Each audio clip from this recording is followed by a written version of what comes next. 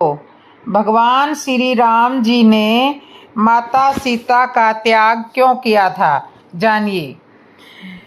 भगवान सिया राम दोस्तों, भगवान श्री राम ने सीता का त्याग क्यों किया था? सबसे पहले जवाब दिया गया है कि श्री राम जी ने माता सीता की अग्नि परीक्षा क्यों ली। यह बात बहुत से लोगों को बुरी लगती है कि श्री राम ने रावण वध करने के बाद माता सीता को क्यों नहीं अपनी पवित्रता स्थापित करने के लिए अग्नि परीक्षा क्यों कहा, और लोग रामायण की इस घटना को लेकर भगवान राम को बुरा भला कहते हैं और इसकी अलग अलग ढंग से व्याख्या भी करते हैं।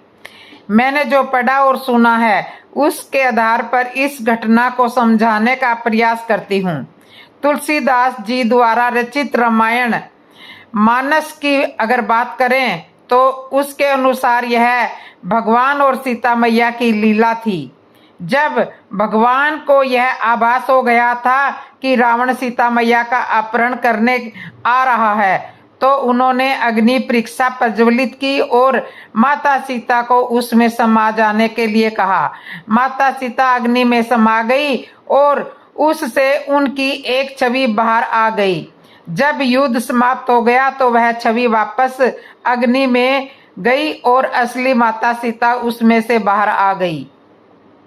मैंने खुद रामचरितमानस में यह प्रसंग पढ़ा है। दूसरे ग्रंथों और राम कथावाचकों के अनुसार राम को यह पता था कि कल को वह राजा बनेंगे और लोग उनसे एक आदर्श राजा होने की अपेक्षा रखेंगे। इसलिए उन्होंने अपनी पत्नी को यह आदेश दिया कि वह अग्नि में परीक्षा के लिए अपनी पवित्रता सिद्ध करे। कुछ विद्वान यह मानते हैं कि सीता जी ने खुद यह निर्णय लिया था कि ताकि भगवान के चरित्र पर कोई उंगली नहीं उठा सके। सीता जी ने वैसे भी अपने जीवन के सारे निर्णय खुद ही लिए थे, तो ऐसा मानना कठिन है कि किसी को मजबूर किया होगा अग्नि परीक्षा देने के लिए। मेरा यह मत है कि भगवान की लीला थी, उनको सब पता था क्योंकि वह उनका ही प्लान था। क्योंकि जब श्री राम को वनवास हुआ तब रावण सीता का हरण करके ले गया। राम ने उनको रावण के वहां से अयोध्या नगरी, तो वह वर्त प्रजा की अनेक तरह की बातें होने लगी। इन बातों को ध्यान में रखते हुए राजा ने उनको त्यागने का मंत्रण फिर से उन्हें त्यागने के लिए मजबूर थे। फिर माता सीता ने अपनी दासी को भेजकर उनकी प्रजा की बातें सुनी और उनकी तमक बता बोली और जाने वाली भाषाओं प्रयोग होने वाली इन सब को प्रथम में रखते हुए माता सीता ने फैसला लिया कि अयोध्या नगरी छोड़कर चली जाऊं, और उन्होंने यह प्रस्ताव राजा राम जी को बताया और राम जी ने भी यह स्वीकार कर लिया कि तुम वनवास में चली जाओ। इस तरह माता सीता वनवास में गई। बड़ा सवाल यह है कि राम ने अपने घमंड में सीता को आग में झोंक दिया। वह ब्रह्मवादी उर्फ पितृतामस उर्फ पुरुषवादी मानसिकता वाले शख्स होने का तरकीब करता है और करवा चौथ पर पति की लंबी उम्र नहीं होती तो रावण के समान ही राम कभी युद्ध समुद्र पर पुल नहीं बना सकते। यह कठोर विश्वास रखने वाले क्रांतिकारियों को सीता की अग्नि सच लगती है, लेकिन सीता उस अग्नि से बाहर कैसे आ गई, यथा कथित कथा और आत्म की वीरता और अगन जगह अनाव वैज्ञानिक का चूर्ण मिलाने वाली विज्ञान की बत्ती बन जाती है। और अग्नि सनातन धर्म में उसी तरह पतिव्रता का प्रतीक है जैसे जीसस के कहने और उनके वचनों को नंगता पवित्रता का प्रतीक है। यही वजह है कि प्राचीन यूरोप में रेनेसा के वक्त नैन पेंटिंग बनाने का चलन मिलता है और गौरतलब है कि 1504 में माइकोलॉजी में बनाई गई एडीएस के मानस शरीर की नन मूर्ति की प्राइवेट तो चर्च में रगड़ कर उसकी वजह से बत्ती जलाई गई, क्योंकि रूढ़िवादी हो रहे थे चर्च के। इस तरह तीसरा बड़ा सवाल, राम जी ने गर्भवती सीता को वन भेज दिया। मसला थोड़ा डिफिकल्ट से है और मैं कुछ बातें रखना चाहूँगी।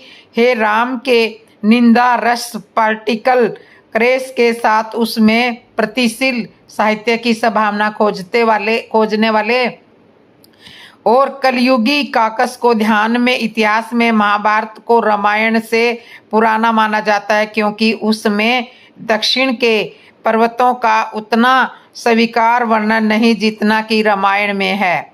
यह अतीक्षकारों का जनरल मत है, लेकिन उसी महाभारत के अंदर एक अध्याय है जहां युधिष्ठिर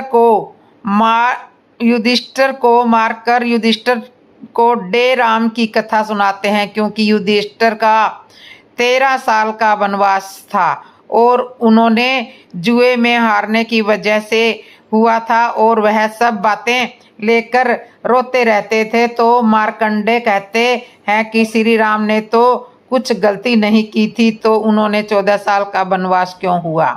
तो वे कभी रोए नहीं।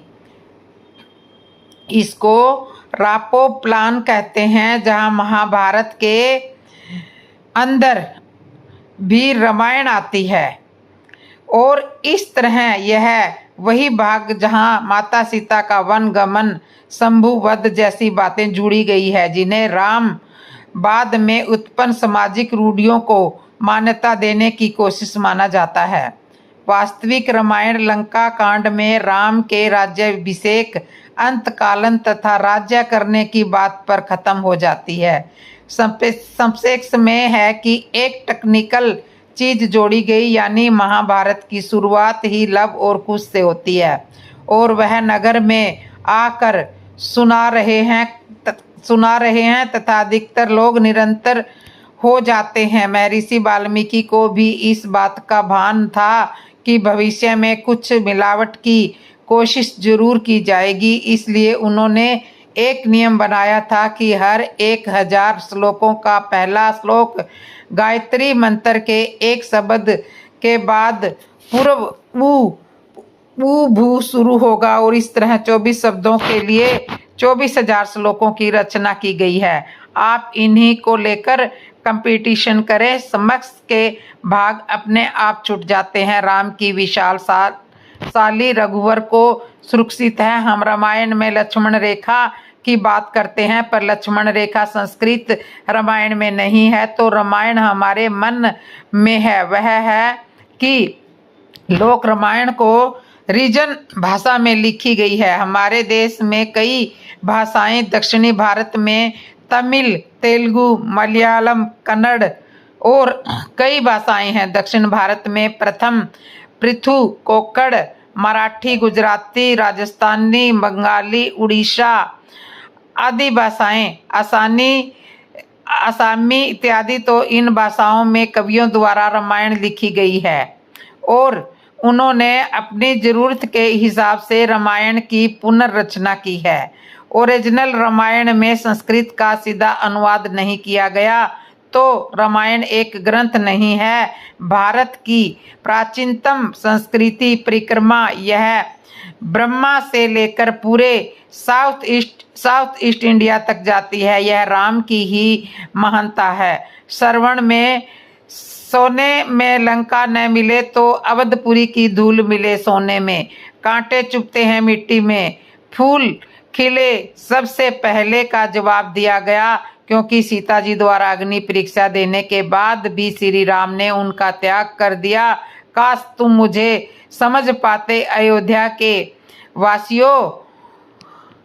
वासियों का बीत है मुझ पर, जब से अकेला रहता हूँ सिया। बिना तुम क्या समझोगे किसी के प्रेम को, तुमने तो शायद कभी किसी से प्रेम किया, तभी तो तुमने एक पल में मेरी प्राण सीता प्राण प्रिय सीता को मुझसे दूर करने की एक अपराध किया, और उसका क्या अपराध है? मेरा बस इतना ही है कि एक आदमी ना होकर अयोध्या का मैं राजा हूँ। काश मैं एक राजा न होता, काश एक मैं अपनी तुम्हारी तरह एक साधारण अयोध्या वासी होता, तो शायद सीता कभी अलग ना होती।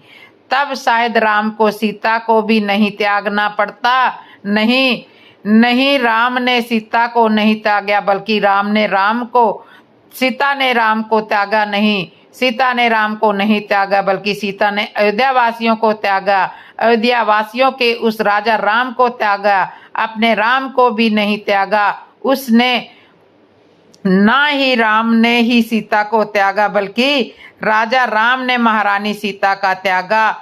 तो अयोध्या की महारानी थी, ना ही उसने अपने हृदय की महारानी को त्यागे। वह अपनी सीता को कैसे त्याग सकते हैं? वह कैसे सीता को अपनी राम से त्याग कर सकते हैं? नहीं त्याग सकते दोनों एक दूसरे को, क्योंकि दो तन एक प्राण है और एक आत्मा है। काश तुम यह समझ जाते।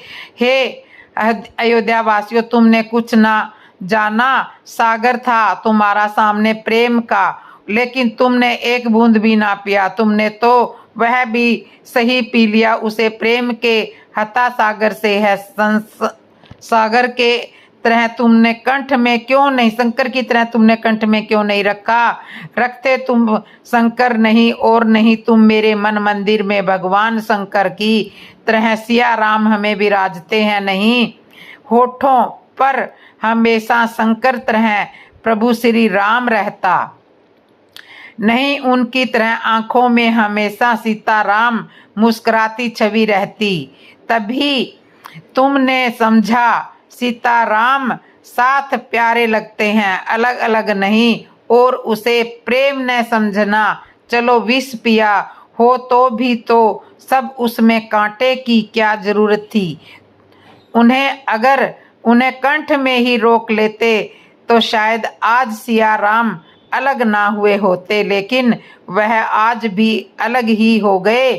क्या ऐसा तुम्हें लगता है कि तन से भले ही वह साथ हो, लेकिन मन आत्मा तो मुझे कभी अलग ना हो? लगातार देख लो कितने ही मिथ्या आरोप सिया राम के दामन पर लगाए, लेकिन राम है उनके साथ। जिस दामन में राम का वास हो, हर पल वह भी कभी दामन मैला हो सकता है। तुमने शर्म ना आए अपनी मां पर मिथ्या आरोप लगाए हुए? अयोध्या के वासियों, काश तुम समझ पाते सिया राम के प्रेम को, समझ पाते। अगर सिया राम का दामन मैला है तो राम भी तो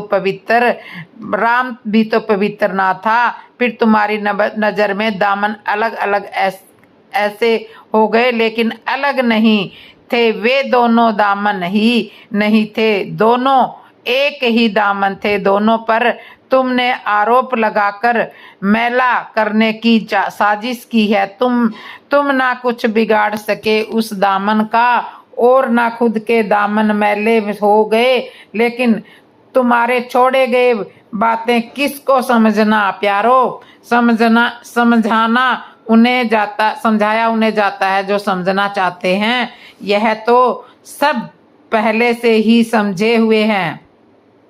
हम कुछ भी कहें या ना समझें, यह तो पहले से ही समझे हुए हैं। तभी तो सिया राम जी कहते हैं, काश तुम पहले यह समझे ना हुए होते तो अभी तुम शायद, या काश तुम्हें मुझे समझ पाते। सीता है राम पूर्ण नहीं तो सीता भी अपूर्व है। तो जो समझ गए हो बोलो सियापति रामचंद्र की जय। किसी मानवता की विशेषता से उसका चरित्र, आचार व्यवहार और जीवन का लक्ष्य हमेशा एक जैसा नहीं रहता। अग्नि परीक्षा और सीता त्याग दोनों ही मेरी सहज बुद्धि में फिट नहीं बैठते। जब अहिल्या के पति ने उनको छोड़ा था तो वह सिलावत हो गई थी, और समय राम ने अहिल्या का उद्धार किया। लेकिन वाल्मीकि रामायण में यह साफ लिखा है कि अहिल्या ने इंद्र को पहचान लिया और फिर उसने संभोग के लिए मना कर दिया था। और सीता जी के मामले में तो साफ ही रावण उनको जबरदस्ती ले गया। फिर युद्ध के बाद राम कैसे बोल सकते हैं कि मेरा काम पूरा हुआ, अब तुम जिधर जाना है जाओ जाओ। अहिल्या की गलती के बावजूद राम ने उनको अग्नि परीक्षा ली, लेकिन नहीं ली, अग्नि परीक्षा नहीं कराई। उन्होंने स्पष्ट किया कि सीता जी के मामले में क्यों कराएंगे। सीता त्याग और सम्मुख वध हो तो अलग ही पता चलता है कि बहुत बाद में जातिवाद को लोग को बढ़ावा में राम को बदनाम करने के लिए जोड़े गए उत्तरकांड रामायण में व्यवहार पक्की 6 कांड के राम से मेल नहीं खाता। तो सीता त्याग और शंभुवध तो अलग ही पता चलता है कि बहुत जातिवाद को बढ़ाने और राम को बदनाम करने के लिए जोड़े गए उत्तरकांड में राम का व्यवहार काफी 6 कांड के राम से मेल नहीं खाता। और वे वैसे ही हैं जैसे अचानक से वे राहुल गांधी को पीएम मोदी बनाकर जैसे केजरीवाल मोदी की तारीफ करते हैं तो सबको शक होने लगता है, क्योंकि ट्रैक रिकॉर्ड से मिलता नहीं है और टेप रिकॉर्ड से मिलता नहीं है। तो राम सिर्फ राजा बने रहने के लिए सीता त्याग नहीं सकते। उनका जीवन यह था। जब छोटा था तो मैं रामायण को देखता था तो सारी रामायण अच्छी लगती थी। फिर वह आखिर में सीता जी की अग्नि परीक्षा और उनका वनवास के लिए जाना बहुत ही हृदय को विदार्थ होता था। फिर मैं सोचती थी कि क्यों ही सीता जी को वनवास जाना पड़ा। तब लोगों ने बताया कि श्री राम जी मर्यादा पुरुषोत्तम थे और प्रजा इस तरह की बातें कर रही थी। फिर वह धोबी की पत्नी वाली कहानी इन सब के बीच में श्री राम जी को सुनाते हैं और विचार करते हैं। और उनको तो माँ सीता पर संपूर्ण विश्वास था, लेकिन प्रजा को चर्चा पर विषय राजा की पत्नी बन रही थी, तो इसलिए वह थोड़े मानसिक तनाव में गुजर रहे थे। उनके धर्म संकट को देखते हुए माँ सीता ने खुद ही वन में गई, क्योंकि प्रभु श्री राम की यह बात सोच भी नहीं पाते। परंतु गहराई में सोचने पर एक बात दिमाग में आती है कि तीनों लोगों के पालनहार करता प्रभु श्री राम तो सबसे ऐसा होने दे नहीं सकते जैसे वन जाने का आदेश केवल राम को ही हुआ था। और सीता से धर्म पत्नी जब सीताराम दोस्तों कर्म फल माता सीता धरती में क्यों समा गई थी। बहुत लोगों के मन में यह प्रश्न उठता है कि माता सीता धरती में क्यों समा गई थी। क्या इसके अलावा कोई और भी कारण था या तथा क्या श्री राम इतने कठोर थे कि उन्होंने बार बार माता सीता की परीक्षा ली थी। संदेश किया जाता है इस बात पर। तो आज हम आपको इन सभी ग्रंथों के उत्तर देंगे और आपको बताएंगे कि आखिर क्यों माता सीता भूमि में समा गई थी। इसके लिए सबसे पहले आप मेरे चैनल को सब्सक्राइब कर लो और आज की कथा को यहीं पर विश्राम करते हैं। जय श्री राम दोस्तों, जय श्री राम।